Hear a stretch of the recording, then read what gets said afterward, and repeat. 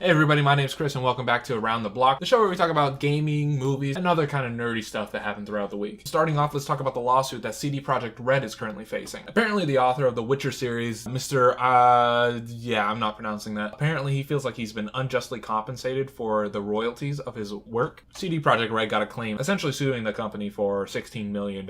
It appears that when Mr. Sapkowski was initially approached by Cd Projekt Red for the license to his work, they offered him a percentage of its earnings or a lump sum, and he opted in for the lump sum, thinking that the game wasn't going to turn out very well. And now that it's been very successful, he wants a more just compensation. The big thing that everyone's talking about in this document is at one point it addresses the fact that lawsuits like this can, in fact, hurt a company, especially when it's in the realm of saying the company isn't properly paying people. A lot of people are taking this almost as like a threat in the document, but later on in the document they almost pitch this as a favor, saying that they're willing to handle the problem quietly. But this ultimately became irrelevant when Cd Projekt Red posted the full document and directly just denied the claim. But ultimately he did take the money and he opted out not to get the percentage. In my personal opinion, you made a deal, you should stick with it. But if this does go to court, we'll have to see how that works out. And then let's talk about Venom. Before I went and saw it, I saw that there were like terrible reviews. They were all like 30s. So when I went to go see it, I expected it to be terrible. And at this point, I've seen it twice and I can honestly say it's not bad. A lot of people have pointed out that it teeters on trying to be a comedy and being serious. A lot of people are also complaining that it's not R-rated. But personally, I think that these kind of work for the film.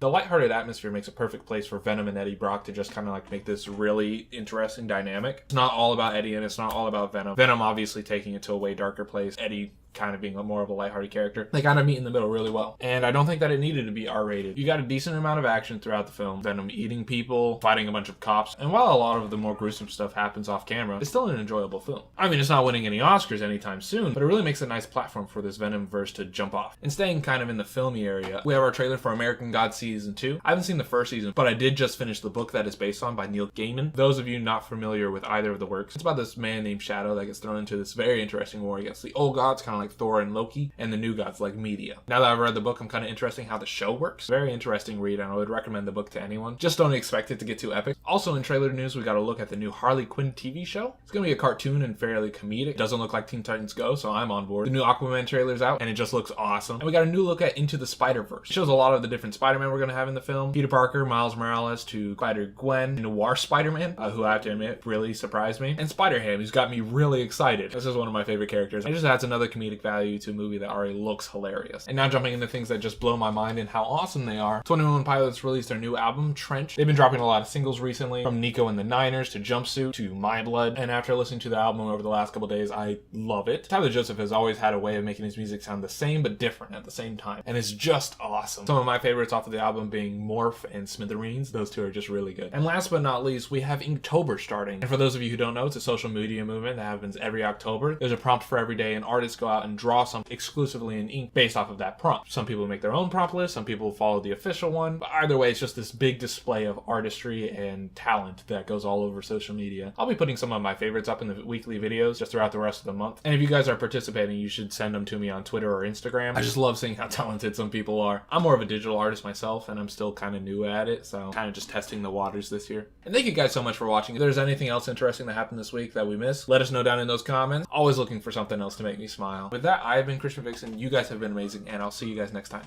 Peace.